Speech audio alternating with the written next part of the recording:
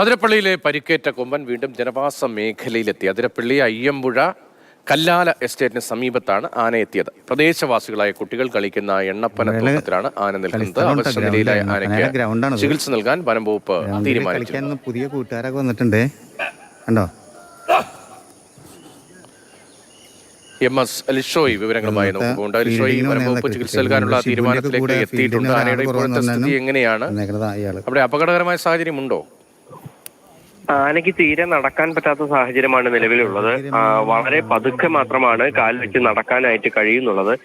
പിൻഭാഗത്തെ കാലിനാണ് പരിക്കേറ്റിട്ടുള്ളത്. ഇന്നിപ്പോൾ അതിരപ്പള്ളി ജനവാസ മേഖലയോട് ചേർന്നുള്ള കല്ലാല എസ്റ്റേറ്റിന് സമീപമാണ് ആനയെ കണ്ടത്. പ്രദേശവാസികൾ എണ്ണപ്പനത്തോട്ടത്തിൽ ആന നിൽക്കുന്നത് കണ്ടതാണ്.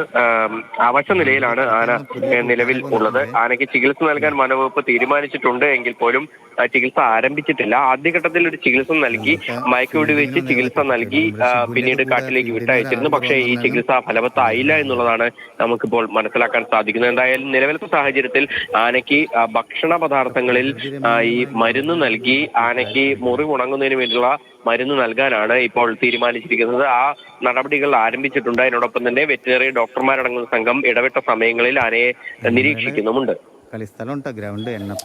അതിരപ്പള്ളിയിൽ നിന്നുള്ള ദൃശ്യങ്ങളാണ്. MS അലിഷോയാണ് ആ വിവരങ്ങൾ നൽകിയത്. ആന ജനവാസ മേഖലയിൽ നിലയുറപ്പിച്ചിരിക്കുന്നു. വലിയ പരിക്കേറ്റ അവസ്ഥയിലാണ്.